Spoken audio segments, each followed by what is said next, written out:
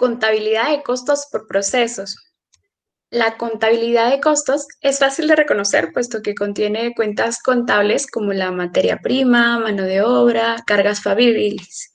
No obstante, el sistema de costos a aplicar en cada entidad es diferente, puesto que se debe personalizar al tipo de actividades a las que se dedica. Existen diversos tipos de costos, entre los cuales podemos mencionar costos por órdenes, costos históricos, por procesos y los llamados predeterminados. A continuación, desarrollaremos temas relacionados a las finanzas, los estados financieros y el análisis de los mismos. Posterior, hablaremos sobre la aplicación del derecho y su relación con los costos dentro del territorio guatemalteco. Aunado a ello, abordaremos temas legales para las empresas lecheras, su funcionamiento y organización en la República de Guatemala. Finalmente, terminaremos con la ejemplificación de toda la teoría expuesta.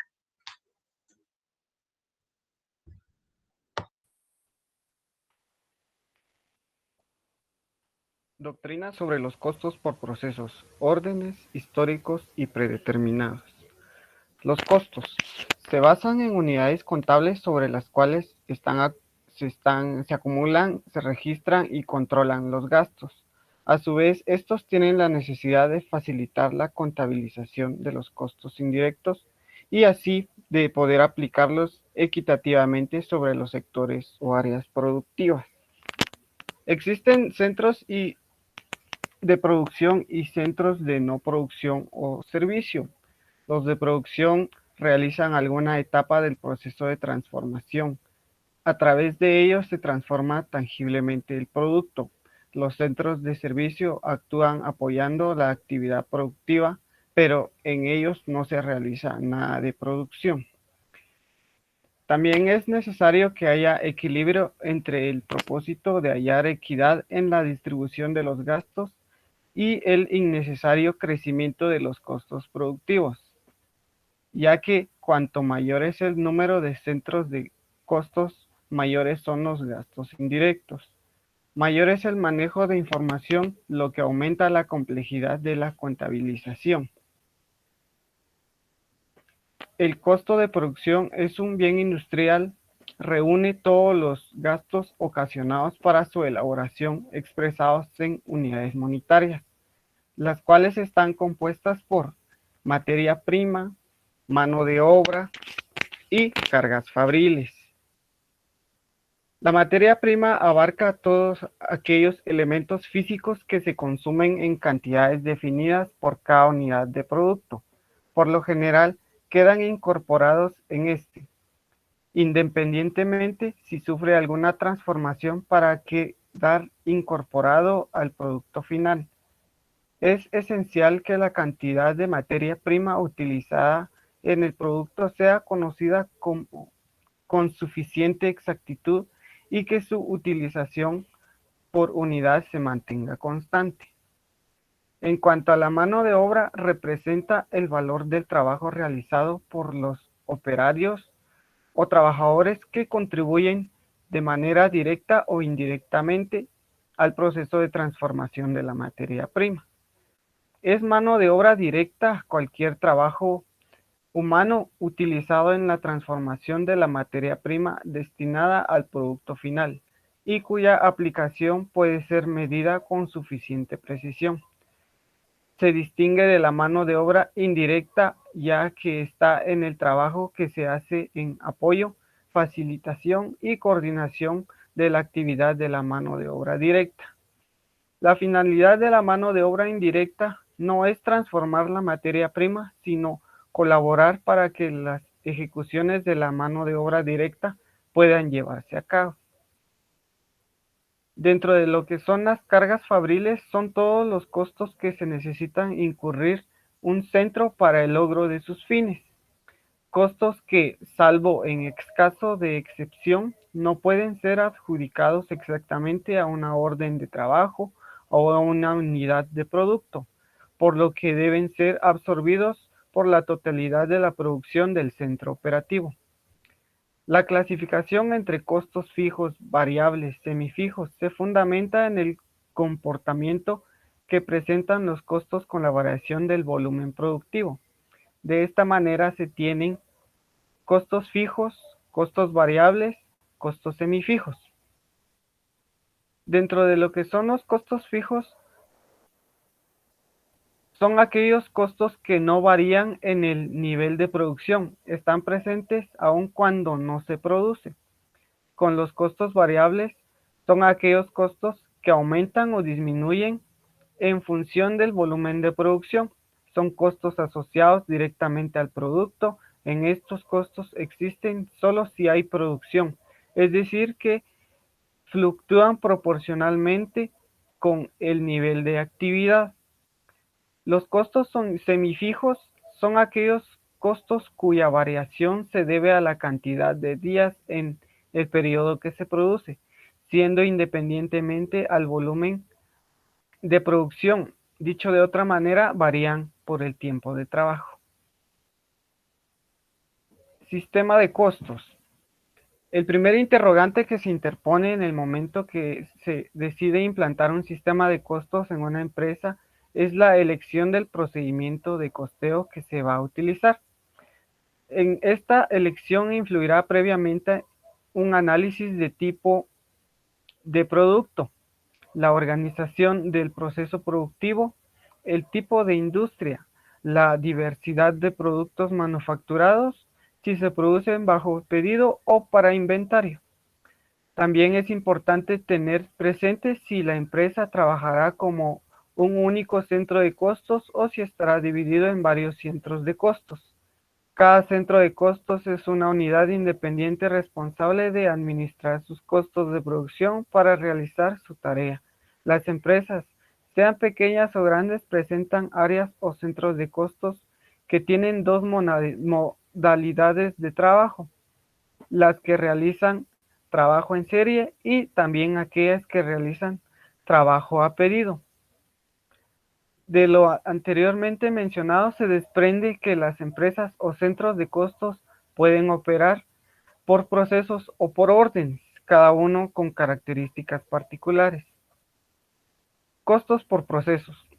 Los costos por procesos son utilizados en empresas de producción masiva y continua de artículos similares, tales como las industrias textiles, de procesos químicos, plásticos, cemento, acero, azúcar, petróleo, entre otros, en los cuales la producción se acumula periódicamente en los departamentos de producción o centros de costos, bien sea en procesos secuenciales. Consiste en un proceso que va de un departamento a otro hasta quedar totalmente terminado el artículo, o en procesos paralelos, independientes de los otros, pero cuya unión final es necesaria para obtener el producto terminado. La tendencia moderna de costo como consecuencia de una tecnología más avanzada es hacia la aplicación del sistema de costos por procesos con datos estándar, porque facilitan la planeación del control de producción y así como de una empresa se pueden presentar simultáneamente procesos secuenciales y paralelos. También se pueden dar en el caso que utilice al mismo tiempo los dos sistemas de costos de acuerdo con los diferentes procesos de producción. Se tendrán unidades en proceso al inicio y al final de cada periodo. Esto hace necesario el cálculo de unidades equivalentes para poder determinar el total de unidades producidas en cada periodo. Estos cálculos se deben efectuar en cada proceso. Cuando la producción de un artículo se hace por varios procesos, esto implica que lo que para un departamento es un producto terminado, para el siguiente es materia prima. Las empresas que trabajen en base a estos procesos miden su producción en unidades, libras, litros, metros, kilos, etc. Los objetivos de los costos por procesos están compuestos por determinar qué parte de los materiales directos, de mano de obra directa y de costos indirectos de fabricación se aplican a las unidades terminadas y transferidas, y qué parte se aplica a las unidades en proceso. También ayudar a la determinación de políticas de precios en función de las fuerzas de la oferta y la demanda que se presenten en el mercado. Otro de los objetivos es ayudar a la gerencia de una empresa al control del costo de producción a través de los informes de cada departamento o centros de costos. Rinde el departamento de contabilidad sobre la base de los datos suministrados por estos mismos centros.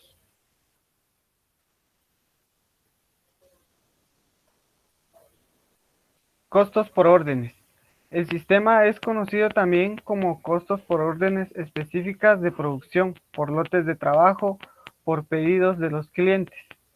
Es usado generalmente por aquellas empresas que producen artículos en base al ensamble de varias partes hasta obtener un producto terminado, en donde los productos pueden identificarse con facilidad por unidades y por lotes individuales, tales como la industria de calzado, de muebles, de juguetes, la industria tipográfica y muchas otras de producción de unidades similares o productos de fabricación a la orden de los clientes. Para implementar un sistema de costos por órdenes es necesario tener a mano los tipos de costos con los que se trabajan y la manera con la que se las registra contablemente. Se puede basar en datos reales o en datos predeterminados. En el primer caso, los datos se compilan durante o después de llevar a cabo el trabajo de la producción. En el segundo caso, se trabaja con datos predeterminados que se confrontan con los datos reales al final de un periodo, con el objetivo de mantener un adecuado control de la producción durante el proceso de elaboración de artículos. Acumulación de costos. La asignación de costos se realizará en dos pasos. Se acumulan los costos por departamento y luego estos costos se aplican a unidades físicas por estos departamentos. Es decir, cada orden de fabricación que debe ser elaborada constituye una unidad de contabilidad a la cual se le adjudican costos de materia prima indirecta, de mano de obra directa y gastos indirectos de fabricación.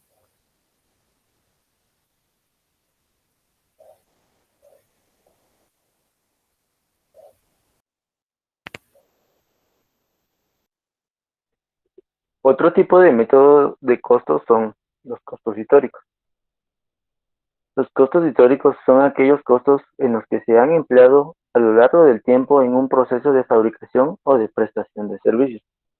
Estos sirven para determinar el precio de producción después de terminar de producir.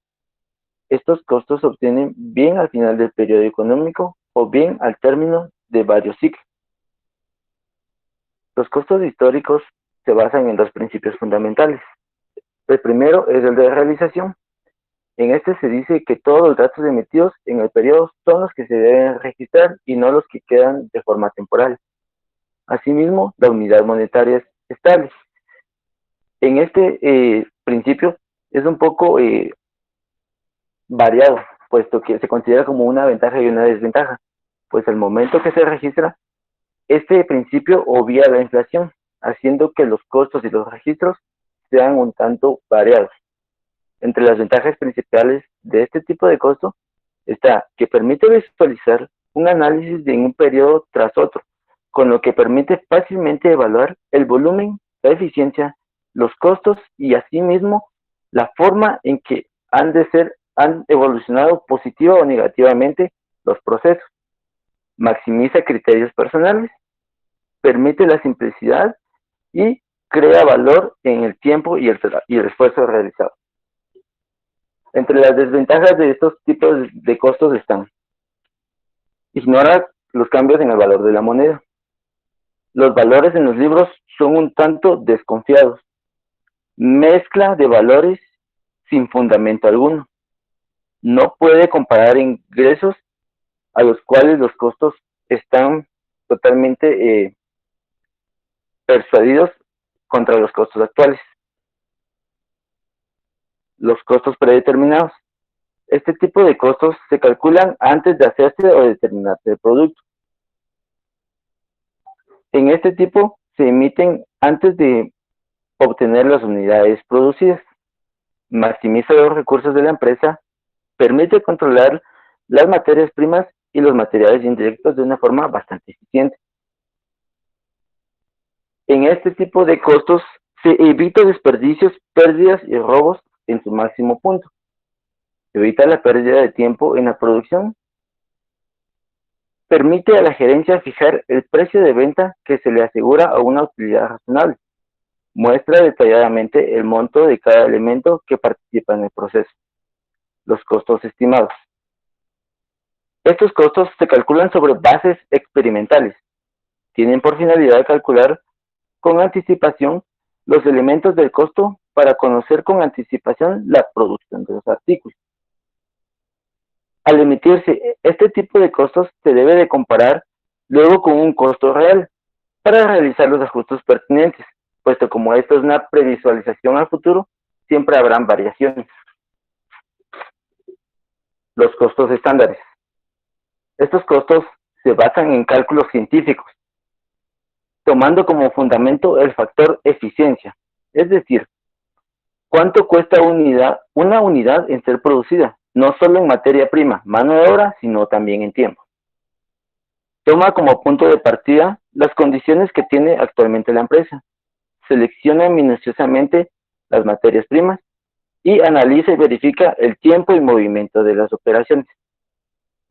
Este tipo de costos se divide en costos ideales, costos circulantes y los costos fijos.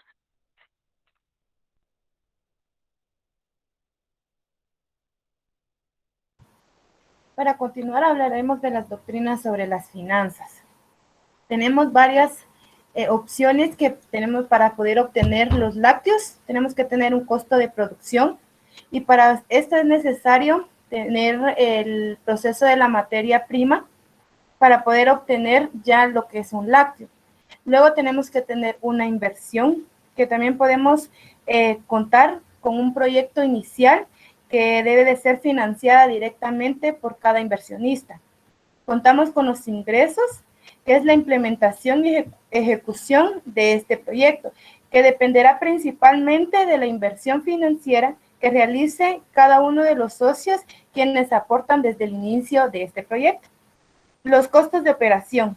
Se procede a determinar cada rubro que se refiere para proceder y llevar a cabo todos los costos de producción, dando a conocer que el proyecto es rentable para cada socio. El costo de administración. Para que el proyecto de producción de lácteos se lleve a cabo, es necesario que nosotros podamos aplicar una buena administración. ¿Y quién es el encargado de esto? Es el administrador, que debe tener un buen funcionamiento para que este proyecto funcione. El costo de ventas, que es el más importante, que es la comercialización del producto y es de mucha importancia a poder llevar a cabo este producto a los intermediarios y consumidores. Es necesario que se haga una revisión constante para que todo esto esté bien elaborado y sea satisfactorio para el consumidor. El costo total, que es a lo que nosotros le llamamos la implementación y funcionamiento del proyecto, que fue desde un principio y al final se obtuvo el resultado requerido.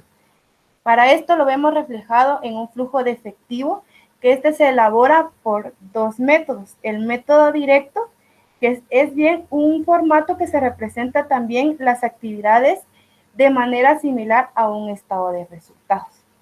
Quienes utilizan este método deben brindar información de los movimientos relacionados con cobranzas en efectivo a clientes, pago a proveedores o pago a efectivo, que sea un concepto de intereses bancarios, o pagos relacionados a impuestos. En este método se dividen las actividades de operación por categorías y principalmente de cobros y pagos en determinados rubros. El método indirecto. Se prepara una conciliación entre la utilidad neta y el flujo de efectivo de las actividades de operación. Cada partida va por separado y entre las partidas mencionadas debe de ir depreciación y amortización, utilidad o pérdida en ventas de propiedades, cambios en las cuentas operacionales, que pueden ser cuentas por cobrar, inventarios, cuentas por pagar o pasivos. Continuando, compañeros, sobre el análisis financiero. Esta herramienta se aplica al balance general y al estado de resultados. Se trata de un proceso en el cual nosotros estudiamos el equilibrio financiero de la empresa a corto o a largo plazo, a través del estudio de un estado financiero pasado con uno actual para poder determinar lo mejor posible una estimación sobre la situación de la empresa y poder dar un resultado a futuro. Y por eso nos basaremos en dos conceptos, la liquidez y la solvencia de la empresa. ¿Pero qué es la liquidez? La liquidez indica la capacidad que tiene la empresa de convertir sus activos y transformarlos en dinero para así poder pagar sus deudas a corto plazo. Por ejemplo, una empresa tiene una máquina.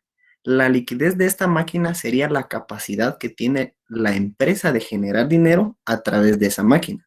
U otro ejemplo, es que la empresa tenga existencia de mercadería. La liquidez de esta mercadería es la capacidad que tiene la empresa para poder venderlas y cobrarlas y así obtener dinero. También tenemos el otro concepto que es la solvencia. La solvencia es la capacidad que va a tener la empresa para generar dinero a través de sus inversiones para así poder pagar sus deudas a largo plazo. Entonces recordemos que la liquidez es la capacidad para pagar deudas a corto plazo y la solvencia es la capacidad para pagar deudas a largo plazo. Aquí muchos dirían la mejor manera de tener liquidez y solvencia es no tener deudas. Sin embargo, recordemos que en ocasiones para una empresa puede ser interesante pedir prestado y eso va a permitir tener una mayor cantidad de dinero, mucho más fondos y con eso la empresa puede realizar más inversiones. Por lo tanto, puede que la empresa crezca y puede ser que la empresa tenga más beneficios o ganancias. Por lo tanto, aquí la clave no es tener más deuda, sino la clave es tener un equilibrio financiero. Es decir, que la empresa es capaz de financiarse, pedir dinero prestado para realizar inversiones y que sean rentables y que a su vez la empresa puede pagar todas sus deudas a corto y a largo plazo. Existen dos tipos de análisis, el análisis horizontal y el análisis vertical. El análisis horizontal es un procedimiento que consiste en comparar estados financieros homogéneos de dos o más periodos consecutivos para determinar los aumentos y disminuciones o variaciones de las cuentas de un periodo a otro. Este análisis es de gran importancia para la entidad, porque mediante él se informan si los cambios en las actividades y los resultados han sido positivos o negativos. También permite definir cuáles merecen mayor atención por ser cambios significativos en la marcha. Pongamos un ejemplo del análisis horizontal.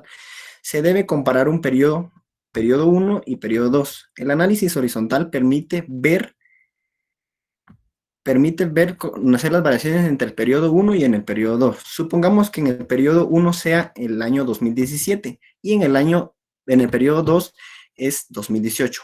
En el saldo de mi cuenta, cuentas por cobrar del balance general, estaba en 10,000 quetzales y por el año 2018 la misma cuenta por cobrar estaba en 12,000 quetzales. Eso quiere decir que la variación neta en términos absolutos es de 2,000 y en términos relativos es de un 20%. Entonces, como ya vimos, el análisis horizontal permite comparar la tendencia y la trazabilidad de la cuenta en las variaciones de un año anterior con un año actual. Ahora, el análisis vertical puede utilizarse para mostrar composición y estructura de los estados financieros. Establece la relación porcentual que guarda cada partida de los estados de resultados con respecto a la cifra total o principal en un mismo periodo. También el análisis vertical identifica la importancia e incidencia relativa de cada partida y permite una mejor comprensión de la conformación y estructura de los estados financieros. En conclusión, el análisis horizontal muestra tendencias y el análisis vertical muestra la relevancia de una de las cuentas contables contra su periodo.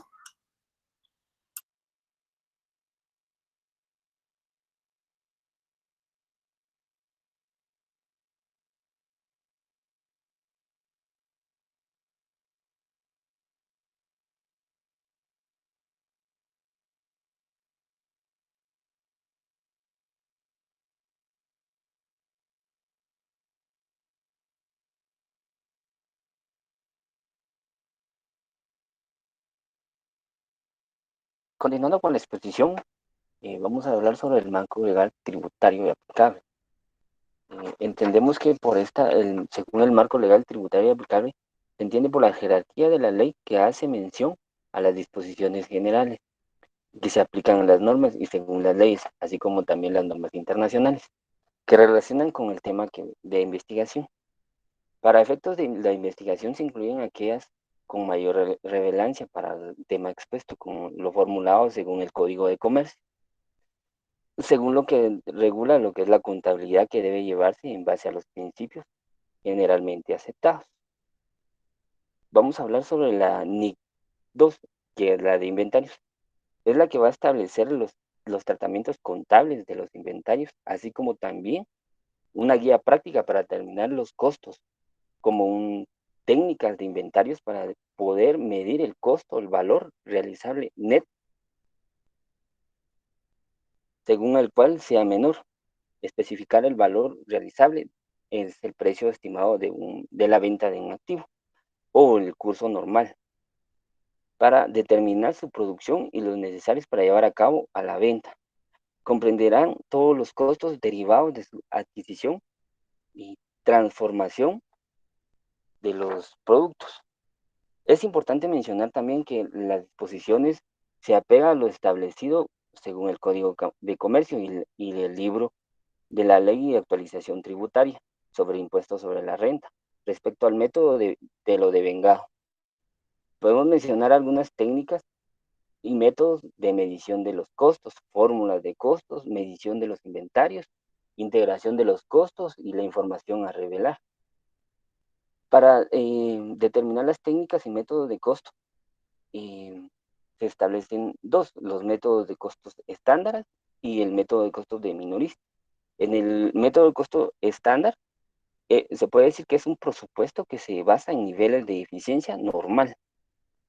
Y los métodos minoristas, el método que se presenta sobre el mismo porcentaje o el margen de venta que se puede dar a nivel. Dentro de las fórmulas de costos podemos permitir y tener control de inventario, en cuales podemos mencionar dos, el método PEPS y el método de promedio ponderado. Dentro del método PEPS es el método primeras en entrar y primeras en salir. Es un inventario comprobado de producción antes, serán vendidos en primer lugar y consecuentemente y que los productos se queden en la existencia al final. En el promedio ponderado ponemos una fórmula de costo promedio ponderado, como lo dice, el costo de cada unidad de productos y determinada a partir del promedio ponderado del costo del artículo similar y poseído al principio del periodo del costo. Dentro de la medición de los instrumentos se medirán al costo o el valor neto realizable, según sea el mayor o el menor, el cual se pueden dar por el costo y por el valor neto realizable. El costo puede decirse que es un elemento que se dan a invertir en cambio a obtener una mercancía o servicio.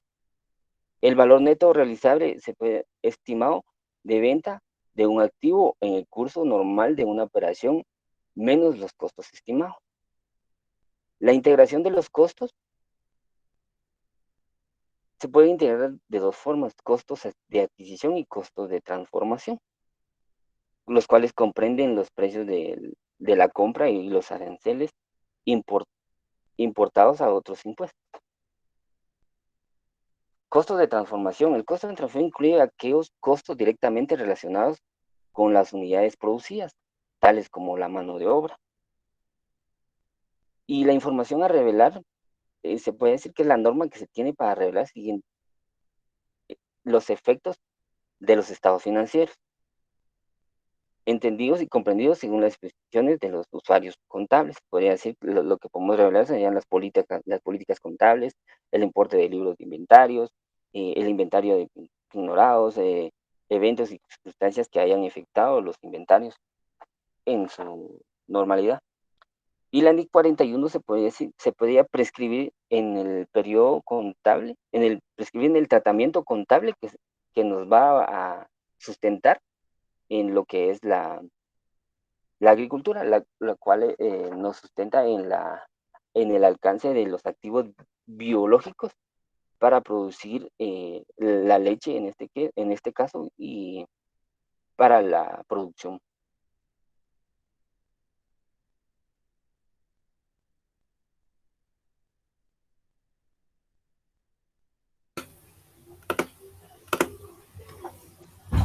Continuando con nuestro aspecto fiscal, nos basamos en nuestra legislación guatemalteca, donde nos indica que nos tenemos que regir según el Código Tributario en el decreto 691 para que las leyes de esta materia sean armónicas y unitarias, así como lo indica nuestra Constitución Política de la República de Guatemala, para uniformar los procedimientos y otras disposiciones que son aplicables en forma general a cualquier tributo y evitar la contradicción, repetición y falta de técnica legislativa en las leyes ordinarias.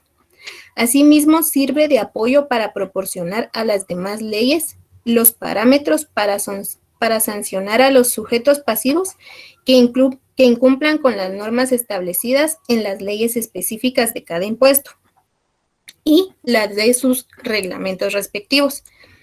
Para efectos tributarios, en la revisión de los inventarios de bienes o mercancía, según lo establece el Código Tributario en el artículo 130, estipula la forma de notificación de un proceso tanto administrativo como fiscal en relación a una gestión en la Superintendencia de Administración Tributaria. De la misma manera, este código establece la forma en la cual procedería si se registrara una situación anómala reflejada en la revisión de los inventarios, lo cual se encuentra normado en el artículo 151, donde da la opción a la suscripción de un acta, la cual será emitida por auditores de la Administración Tributaria, teniendo plena validez legal en tanto no se demuestre inexactitud o falsedad.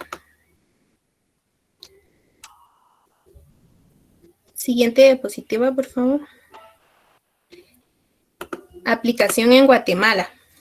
Derivado al poco interés y desconocimiento que ha habido en nuestro país por parte de los empresarios respecto a la adopción de las normas internacionales de contabilidad, muchas empresas continúan operando sus registros contables en base al cumplimiento a la legislación tributaria vigente y con el objeto de reflejar su verdadera realidad económica a determinar a la fecha.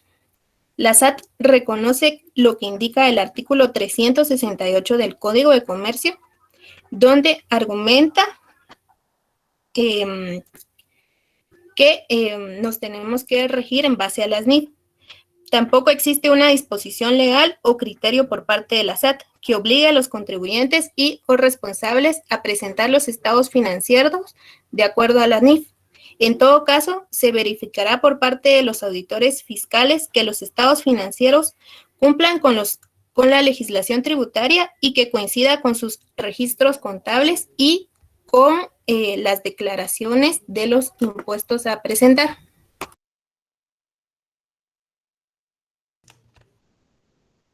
Prosiguiendo con la doctrina base y legal para las empresas lecheras y su organización en Guatemala, podemos decir principalmente que la comercialización de leche es toda aquella actividad económica que conlleva el traslado de productos específicamente lácteos, desde la producción hasta el consumo, tanto la manipulación física como los trámites institucionales necesarios para facilitar esta actividad. Entonces, una planta procesadora láctea, podríamos decir que es el edificio adecuado de acopio donde se manipula adecuadamente para guardar sus nutrientes y calidad para luego ser comercializada. El proceso industrial de la leche incluye la utilización de una diversidad de maquinarias industriales y necesarias para poder ofrecer al mercado un producto de alta calidad. Como podemos ver en la gráfica de la diapositiva, tenemos cómo se conforman los diferentes departamentos y los diferentes procesos que sigue todos los productos lácteos para poder finalmente salir como un producto, ya sea como mantequilla, crema, queso fresco, quesos procesados, leche saborizada, etcétera. Luego de ahí podemos hablar de la normativa para la implementación de una planta procesadora de lácteos. El Ministerio de Ganadería, unido con el Ministerio de Salud Pública, son los entes encargados de dictar y supervisar las normas para poder implantar un servicio y una planta como este tipo. A través de acuerdos gubernamentales se hace saber que toda la instalación de producción de leche y productos lácteos deberá contar con la autorización del Ministerio de Agricultura, Ganadería y Alimentación, MAGA, y toda instalación de procesamiento y distribución de leche y productos lácteos deberá contar con la autorización del Ministerio de Salud. Es decir, que el MAGA se va a encargar de todo el proceso de instalación y de procesamiento y de distribución de la leche. Y el Ministerio de Salud, pues ya de cómo se va a ir procesando y cómo se va a ir envasando la leche como el resultado final. Luego de ahí podemos hablar también de la norma sanitaria para la autorización y control de fábricas procesadoras de leche y productos lácteos. Esto según el acuerdo número 001-2003. Entonces, esta norma sanitaria tiene como fin aplicar a fábricas procesadoras de leche y de productos lácteos, y en ella contiene los requisitos mínimos de higiene en la fabricación, manipulación, envasado y almacenamiento. Es todo esto con el fin de asegurar un suministro higiénico y sanitario para la misma empresa y los productos que van a ir saliendo. Luego podemos hablar de la Dirección General de Regulación, Vigilancia y Control de la Salud a través del Departamento de Regulación y Control de Alimentos. Entonces, esta normativa tiene por objeto establecer las especificaciones, requisitos y características que deben cumplir y el queso procesado o fundido, el queso mozzarella, la leche evaporada y la leche condensada, de acuerdo a las definiciones utilizadas en este normativo, obviamente. Esta norma se va a aplicar a los elementos antes mencionados y destinados al consumo humano directo o procesamiento interior en el territorio de Guatemala, sean estos de producción nacional o importada. También podemos hablar del Reglamento Técnico Centroamericano para productos de leche en polvo o crema. Entonces, este reglamento técnico es una adaptación de la norma del Códex para las leches en polvo y la nata, es decir, para la crema en polvo. El objetivo es establecer las especificaciones que deben de cumplir las leches en polvo y la crema, ya sea polvo o líquida, y que se ajustan a la definición que figura en el presente reglamento técnico. Como ya se ha mencionado antes, aplica únicamente a las leches en polvo y a la crema destinadas al consumo humano directo o procesamiento interior en el territorio de los estados parte. Y luego podemos también hablar del Reglamento Técnico Centroamericano para Productos Lácteos, que es la leche ultra o la leche alta temperatura. Entonces, esto es básicamente lo mismo que el anterior, pero esto se destina a los productos lácteos, ya redundando de nuevo, la leche ultra y la leche alta temperatura. Y de último, también la guía ambiental para la industria de productos lácteos. Entonces, la guía ambiental ASODEL surge como la necesidad del sector de alcanzar el grado de cumplimiento ambiental que establece la Constitución Política de la República de Guatemala y el Decreto 6886 del Congreso de la República de Guatemala. Entonces, todos estos forman la Ley de Protección y Mejoramiento del Medio Ambiente, donde se establece que toda entidad deberá tomar acciones concretas en aras de la protección y mejoramiento de la calidad ambiental en sus áreas de influencia directa. La Dirección de Inocuidad de los Alimentos del BISAR MAGA, esto quiere decir que la producción primaria de la leche es uno de los eslabones más importantes a lo largo de la cadena de producción, de su transformación y la manipulación de la leche y los productos lácteos, por lo que debe asegurarse que toda la leche sea producida por animales sanos, bajo condiciones aceptables para estos últimos y en equilibrio con el medio ambiente. Todo esto satisfaciendo las expectativas de la industria alimentaria y de los consumidores, y también apoyándose en la implementación de las buenas prácticas de ordeño higiénico y manejo de la leche, lo cual refuerza la comercialización nacional e internacional de productos lácteos inocuos y de calidad asegurada. Entonces, prosiguiendo, podemos decir también que la Dirección de Inocuidad de los Alimentos emite la licencia sanitaria de funcionamiento, por sus siglas LSF, a salas de ordeño y centros de acopio de leche y otorga la licencia sanitaria de transporte, por sus siglas LST, a los medios de transporte de leche. Entonces, los requisitos para el registro de la licencia sanitaria, o sea, los trámites de registro sanitario, inscripción sanitaria, renovación o reconocimiento de todos los registros ante las autoridades competentes, todo esto podrán ser realizados por cualquier persona natural o jurídica y no necesariamente debe ser un profesional de derecho, y estos deberían de presentar tanto la solicitud de registro sanitario de alimentos, el recibo 63A, registro sanitario de alimentos, el recibo 63A, análisis de alimentos, la boleta de pago por servicios de alimentos sellada y la boleta de pago por servicios de análisis de alimentos sellada, la licencia sanitaria y la etiqueta del producto. Para continuar, tenemos la licencia sanitaria de transporte, que nos dice que toda empresa que se dedique a la producción y transformación y manipulación de leche y productos lácteos debe solicitar ante la Dirección de Inocuidad de Alimentos del BIS-Armaga la licencia sanitaria de transporte, necesaria para los medios de transporte que se utilizan para trasladar los productos. Para este tipo de empresas, comúnmente, por ejemplo, esta que tenemos, que es la lechera, va a tener la licencia sanitaria de transporte, que en el Acuerdo Gubernativo 969-99, Reglamento para la Inocuidad de Alimentos, en el título 4, del artículo 22 hasta el 70, nos dan los lineamientos de qué deben de seguir estos transportes. Los vehículos de transporte, según el artículo 22, de bebidas y materias primas, están sujetos al cumplimiento de las disposiciones higiénicas sanitarias y a la inspección sanitaria, y deberán ser exclusivos para tal fin, de manera que protejan los productos de contaminaciones y aseguren su correcta conservación. En el traslado es prohibido el transporte simultáneo o alterno de sustancias tóxicas de alimentos. También en el artículo 23, autorización previa a su funcionamiento, los vehículos de transporte de alimentos perecederos de algún riesgo deberán obtener la licencia sanitaria de transporte extendida por las autoridades correspondientes. En el artículo 25 nos da la vigencia. La licencia sanitaria de transporte tendrá una vigencia de 1 año a partir de la fecha de su emisión. En el artículo 26, el costo de la licencia sanitaria de transporte de alimentos. El otorgamiento de la licencia sanitaria de transporte de alimentos constituye un servicio cuyo costo será establecido por el Ministerio. En el Acuerdo Ministerial 427-2005, en su artículo 11, tenemos los requisitos específicos que debe cumplir el conductor y el medio de transporte de leche cruda. El número 1 son requisitos del conductor del medio de transporte: presentar original de tarjeta de pulmones y tarjeta de salud vigentes, presentar original de la tarjeta de circulación del medio de transporte. En el punto 2, requisitos y características del medio de transporte. El 2.1, que es el más importante, nos menciona que debe contar con un sistema de refrigeración que permita mantener de leche cruda a una temperatura de 2 a 10 grados centígrados.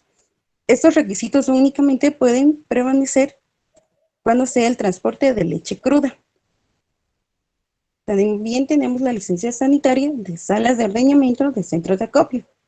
Este trámite o licencia sanitaria lo puede realizar cualquier persona. En el Acuerdo Ministerial 427-2005 nos dan las normas de la obtención de esta cuando las empresas se dediquen al ordeñamiento y centros de acopio. Por ejemplo, cuando las empresas se dedican a la distribución y producción de leche, estas deberán tener centros de acopio. En el artículo 7 y 8 deben de llenar formularios de solicitud de la licencia sanitaria de funcionamiento de salas de ordeño y centros de acopio de leche fluida, cruda, proporcionado por el MAGA a través de la oficina de servicio al usuario. Y deben de presentar fotocopia de la escritura pública de constitución de la sociedad, fotocopia del nombramiento de representante legal, fotocopia de patente de comercio y adjuntar un recibo de pago de salas de ordeño. En el artículo 11 nos menciona requisitos que deben de cumplir el conductor del transporte de leche cruda. Como ya lo habíamos mencionado, es importante que el conductor tenga una buena salud, ya que estará expuesto a los alimentos que deberán de transportarse. En el Código de Salud también apareceremos, y en el artículo 7 nos da, en el artículo 7, la observancia general. nos da las indicaciones de que el Ministerio de Salud será encargado de la seguridad de alimentos en las normas sanitarias, seguridad social y otras leyes que deberán regirse. En el artículo 130, el ámbito de las responsabilidades del Ministerio de Salud y otras instituciones de manera coordinada desarrollan las siguientes funciones. El Ministerio de Salud le corresponde la prevención y control de las etapas de procesamiento, distribución, transporte y comercialización de alimentos de toda clase o importados, incluyendo el otorgamiento de la licencia sanitaria para la apertura de establecimientos, de certificación sanitaria y registro sanitario, referencia a los productos y evaluación de la conformidad de los mismos. En el artículo 140, la licencia sanitaria, que es exclusiva para cualquier empresa que se vaya a dedicar a la producción de alimentos, nos dice que toda persona natural o jurídica, pública, privada, pretende instalar un establecimiento de alimentos deberá obtener la licencia sanitaria. También nos da a conocer que la licencia sanitaria tenía validez por 5 años, quedando en el establecimiento sujeto durante este periodo y deberá renovarlo cada 5 años. Pasamos a la inscripción en el Código de Comercio, que nos da los lineamientos de cómo debe ir inscrita la empresa, como cualquier empresa normal. En el artículo 14, tendrá personalidad jurídica la sociedad mercantil constituida de acuerdo a las disposiciones de este código, inscrita en el registro mercantil.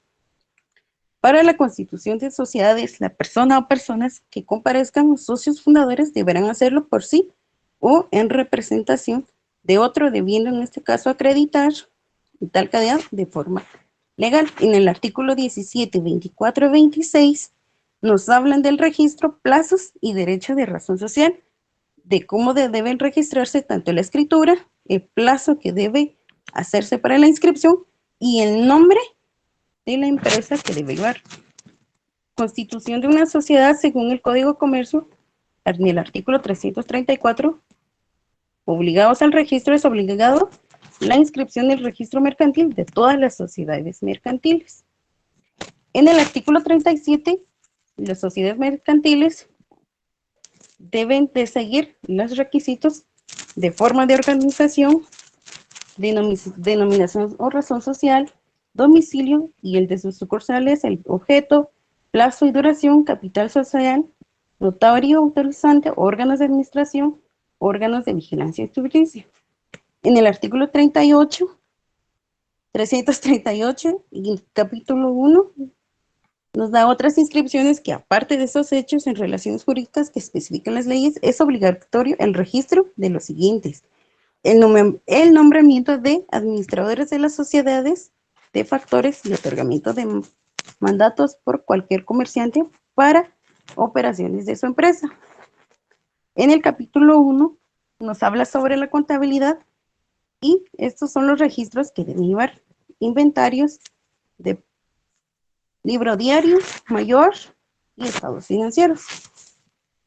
También debe registrarse en el registro único tributario unificado, según el artículo 1. También en el artículo 50 de la Ley de Actualización Tributaria nos dice que debe inscribirse en algún régimen las empresas a la hora de constituirse como una persona jurídica. Esto ante la Superintendencia de Administración Tributaria. En el artículo 40 deben adherirse a los impuestos, también como al impuesto valor agregado. Deberán presentar dentro del mes calendario siguiente al del vencimiento de cada periodo impositivo una declaración del monto total de las operaciones realizadas en el mes calendario anterior. En el capítulo 3 de la Ley del IVA y del Código de Comercio de Ley del IVA, en el artículo 37 nos indican cuáles son los libros obligatorios que deben de llevar, que son los libros de compras y ventas, independientemente de las obligaciones que establece el Código de Comercio en cuanto a la contabilidad mercantil. Los contribuyentes deberán de llevar y mantener un libro de compras y servicios recibidos y otro de ventas y servicios prestados. El reglamento indicará la forma y condiciones que deberá de reunir tales libros, que podrán ser llevados en forma anual o computarizadas se entiende a los efectos de fiscalización del impuesto que los registros de compras y ventas están al día, si han sido asentadas en ellos las operaciones declaradas de los 12 meses siguientes.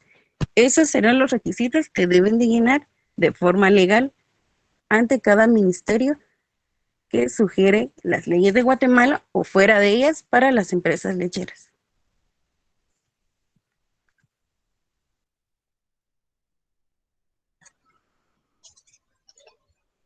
A continuación, daremos paso al desarrollo del caso práctico que tiene por objeto complementar toda la información teórica, contable y legal desarrollada hasta el momento.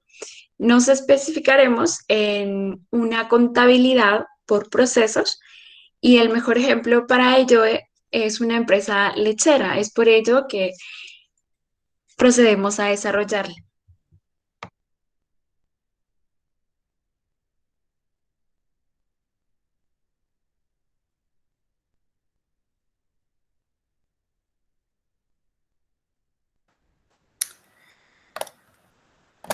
De acuerdo. Continuando con el tema. Aquí tenemos un caso práctico únicamente con fines explicativos para entender más o menos lo que serían los costos por procesos. Muy bien, trataré de sintetizarlo lo más posible y ser lo más explícito posible para poder entender esta contabilidad de costos, este método, más que todo. Muy bien, iniciaremos primero con un pequeño caso. Tenemos acá un balance de situación general que nos presenta pues lo básico, el activo corriente, lo no corriente, pasivos y su capital. Muy bien. Nos vamos a centrar mayormente en los costos, no tanto por los gastos operativos que se reflejan en el estado de resultados, sino más centrado en los costos productivos. Muy bien, en esta tabla podemos observar que tenemos hipotéticamente 5 departamentos de la empresa La Lecherita. Muy bien, en el primer departamento tenemos el cuidado animal, segundo, ordeño, el tercer departamento, filtración, el cuarto, esterilización y procesamiento, y en el quinto, envasado. Muy bien, generalmente, pues para entenderlo globalmente, pues se ha preparado este pequeño cuadro con los 3 elementos del costo, que sería materia prima, mano de obra directa y los costos indirectos o gastos indirectos, que propiamente son de los costos. Vamos a iniciar con el primer departamento, que tenemos acá en la materia prima, mano de obra directa y costos indirectos. Y los grandes totales generales a nivel de una industria, de una empresa, pues para mostrar individualmente y generalmente. Muy bien, iniciamos con los asientos contables. Obviamente, primero con nuestras cuentas de apertura, de activo, para poder empezar con las operaciones. Muy bien. Vamos a nuestro cuadro y nos podemos fijar en este primer rubro de materia prima, que esta empresa hipotéticamente utiliza alimento para ganado y vacunas como materia prima en el primer departamento. Y es el único departamento que utiliza materia prima, que es este primero. Un gran total de 38.500 y 25.500. Si nos vamos a nuestro balance o nuestra partida inicial, notaremos que no tiene un inventario inicial que ha consumido totalmente al final del periodo anterior, 2020. Entonces procedemos al primer asiento contable. Cargamos almacén de materiales con 63.500 y obviamente los 2 rubros ya mencionados a la cuenta. Y pues en este caso pues no contamos con el efectivo disponible suficiente como para pagar esto. Entonces lo cargamos a proveedores. Lo más básico, una compra como que si fuera una empresa que se dedica a compra y venta. En este caso sería la materia prima. Muy bien. Procedemos ahora al segundo asiento. Tenemos la mano de obra directa. Tenemos un gran total de sueldos y salarios de los 5 departamentos. En este caso vamos a primero cargar todos los costos y gastos indirectos. Luego, posteriormente, cuánto le pertenece a cada departamento lo vamos a hacer partida por partida por partida. Y al igual, con cédulas que nos van a mostrar detalladamente cuánto cuesta por cada departamento, le cuesta producir, cuánto se gasta, o el costo que esto lleva por cada departamento. Ahora, como podemos ver, tenemos mano de obra directa, sueldos y salarios con 85.100 y bonificaciones con 700.650 quetzales. Vamos a nuestras partidas. Efectivamente los tenemos cargados por acá. Muy bien, abonamos cuentas por pagar o caja y bancos, es indiferente. En este caso no tenemos el efectivo disponible, abonamos cuentas por pagar. Proseguimos. Ahora, vamos nuevamente a nuestra tablita y por cada rubro, cada departamento ha consumido cierto costo general que hemos contabilizado posteriormente en la partida. Muy bien, vamos a contabilizar los totales, los grandes totales. En este caso, por cada rubro, pues tenemos envases de vidrio consumidos, medicamento para ganado, pajillas de inseminación, servicios veterinarios, depreciación maquinaria, depreciación semovientes, energía eléctrica, equipo de bioseguridad, conservantes y perecederos y artículos de limpieza. Cada departamento le cuesta o consume cada uno de estos rubros. Y tenemos el gran total. Muy bien, vamos al asiento. Costos indirectos. Tenemos los totales generales. Estos totales generales que se marcan de esta manera. Muy bien. Al haber cargado todo esto generalmente, pues vamos, ya sea que sea proveedores, envases, caja y bancos, artículos de limpieza, depreciación acumulada, independientemente a qué cuenta sea abonada respectivamente, el cargo y el abono. Muy bien, proseguimos. Proseguimos con esto, que es lo más básico, cargamos. Ahora viene lo interesante, que es este método, que departamento tras departamento arrastran costos de un departamento a otro, un departamento a otro, un departamento a otro. Puesto que no se puede contabilizar directamente por artículo, sino por la masa que se va incrementando. Entonces, ¿cuánto pasa cada departamento? En este caso, ¿cuánto pasa del primer departamento al segundo?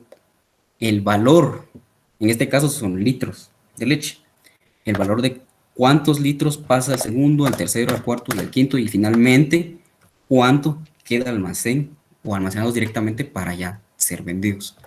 Muy bien. Vamos a las partidas. Nuestra primera partida, pues cargamos esta cuenta con los siguientes datos. Esta cuenta surge a base del abono que se va a realizar.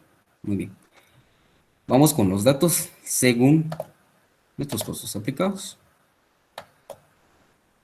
Alimento para ganado y vacunas, pues almacén de materiales abonados 63.500, respectivamente.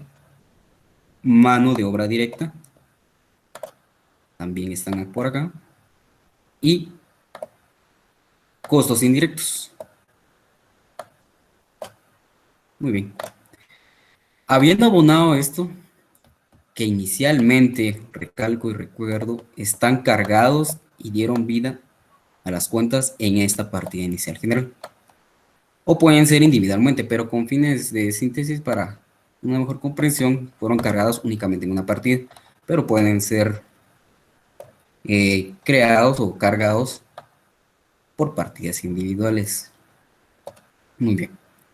Ahora que ya tenemos cargada la cuenta de productos en proceso, departamento 1, cuidado animal, todos los costos ya están cargados a esta partida, a este rubro, perdón. Muy bien. Ahora que prosigue, tenemos que crear una cédula como esta. Vamos a hacer un poco más grande para que se pueda percibir. Muy bien.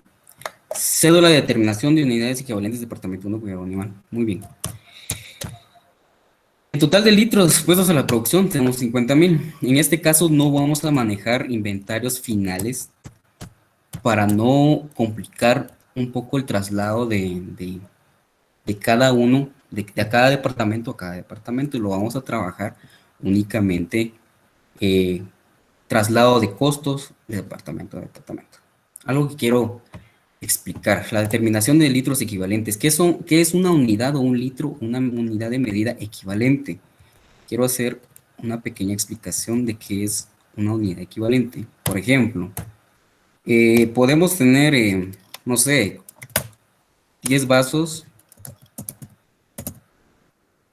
de agua, por ejemplo, 50% llenos, o a la mitad. Muy bien. Ahora, tenemos que trasladar este dato a una unidad equivalente, o sea, un vaso lleno. ¿Cuántos vasos al 50% llenos equivalen a ciertos vasos llenos? Muy bien. Al 50% venimos y multiplicamos por el porcentaje. En este caso, cuánto se encuentra lleno. Y nos equivale a 5 vasos. Vamos a hacer para estos, a 5 vasos al 100%. Muy bien. Esto es algo rápido para entender qué es una unidad equivalente. 10 vasos llenos al 50% equivalen a 5 vasos al 100%. Esto es para que se pueda entender qué es una unidad equivalente. Muy bien, en este caso no vamos a trabajar esto. Muy bien. En este caso, todos los litros fueron procesados y todos los litros fueron entregados al departamento número 2. En este caso, hagamos de cuenta, voy a explicar en esta cédula qué sucedería si hay un inventario o litros en proceso que quedan ahí en ese departamento que no son pasados posteriormente. Muy bien.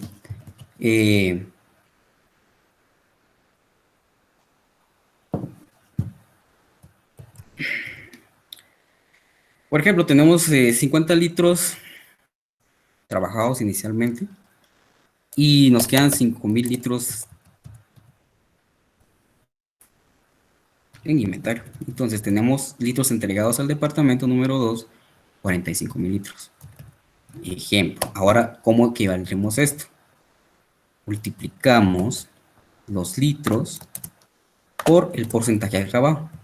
En este caso es un 100%. ¿Qué pasaría si fuera un 50%? Nos equivale a 50,000 litros equivalentes. En este caso no los tenemos. Muy bien. Pasamos posteriormente a verificar en los costos cuántos nos vale por litro por cada uno de los costos asignados. Muy bien. Estos costos son traídos de la cédula anterior. Muy bien, los aplicamos para avanzar.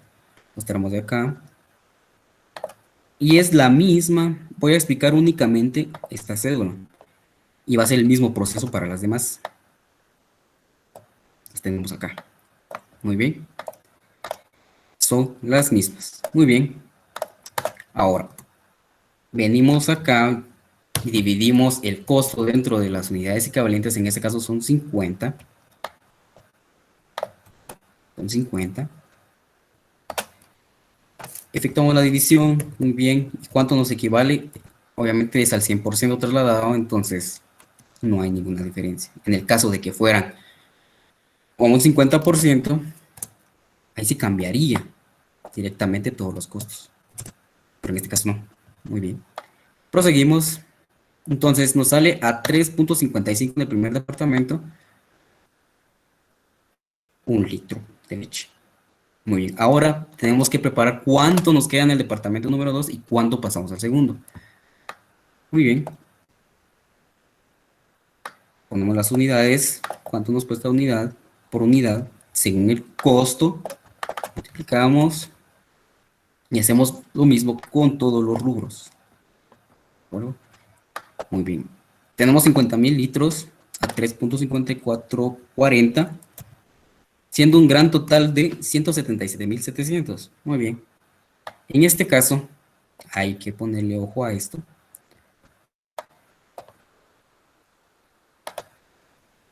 Nos quedan 50.000 litros pasados al segundo departamento. El número de litros, el costo por litro y el gran total. ¿Qué sucedería si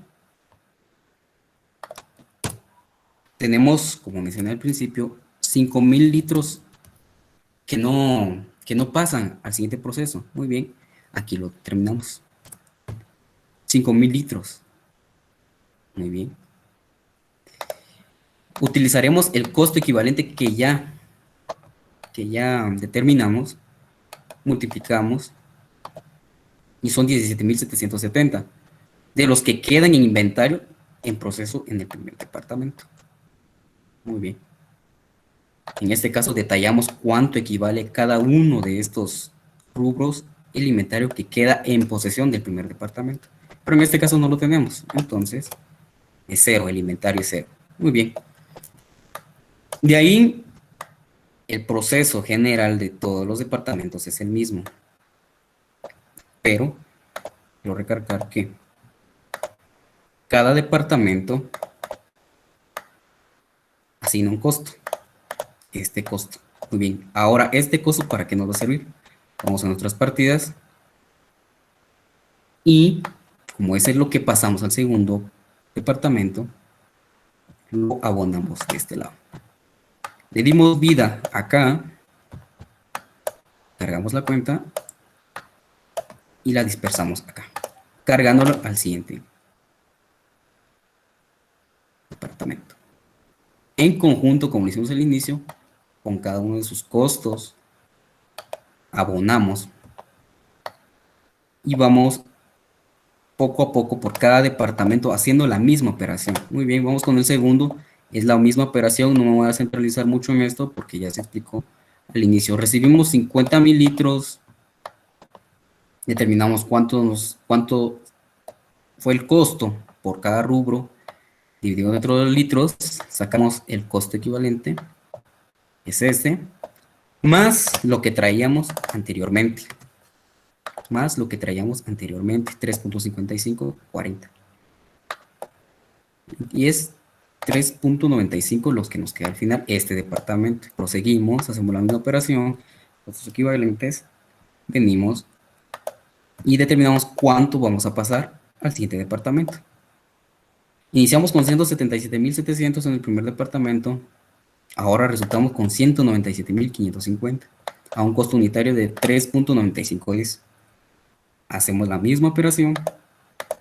Vamos a nuestras partidas. Dimos vida. Ahora abonamos productos en proceso departamento 3. Filtración.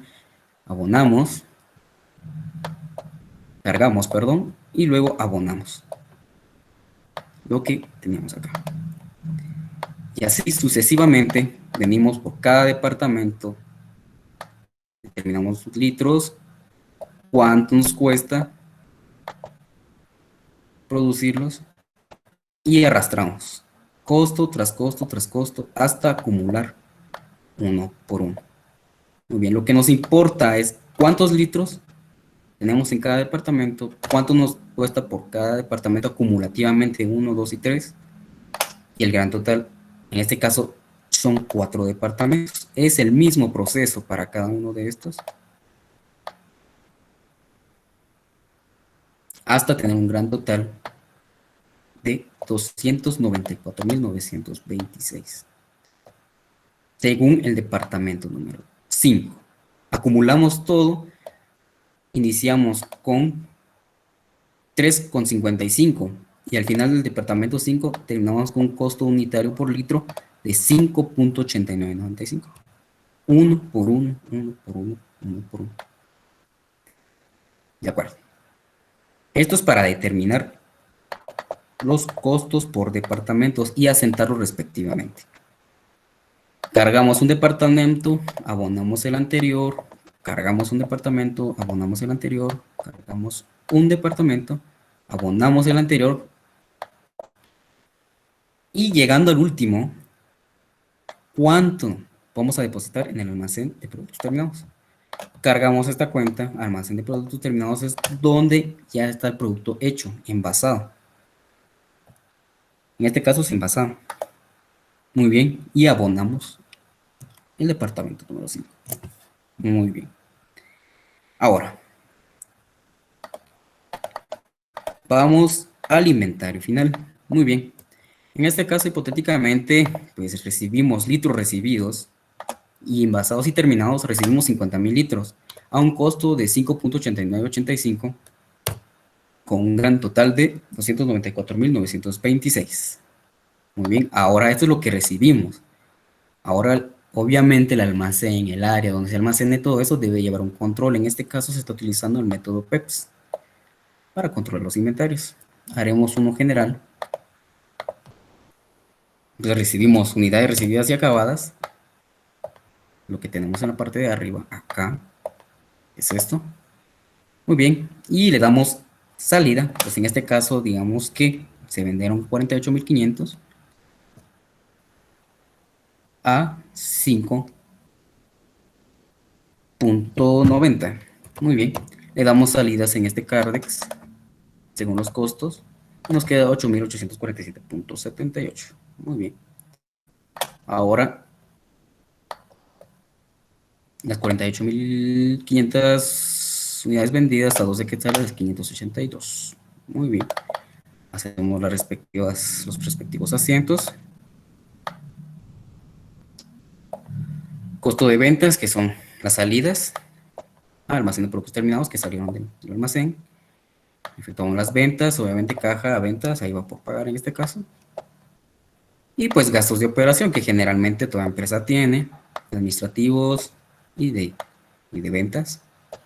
Y demás movimientos que son generalmente lo que pues, se utilizan en cada una de las empresas. Muy bien, y este es un costo de producción y ventas en el cual se detalla departamento por departamento. No voy a detener tanto acá, pues solo nos vamos a centrar en lo que, cómo se establece cada unidad por departamento. Asignamos obviamente las materias primas, la mano de obra directa, los gastos de fabricación, carga fabril por cada departamento y sucesivamente por cada departamento. Al final, consolidamos costos y en este caso tuvimos un inventario final de productos terminados de 8.847.78 según nuestro Cardex anterior con el método PEPS y tenemos un costo de ventas de 2.086.78.22 y respectivamente de nuestros estados resultados que pues, generalmente se prepara de la misma manera. Pasamos nuestro costo de ventas ya calculado, pasamos por acá, estimamos ganancias y nuestro balance general. Muy bien, únicamente este tema era para centralizarse respecto a cómo se calculan las unidades equivalentes y cómo se trabaja los costos por procesos.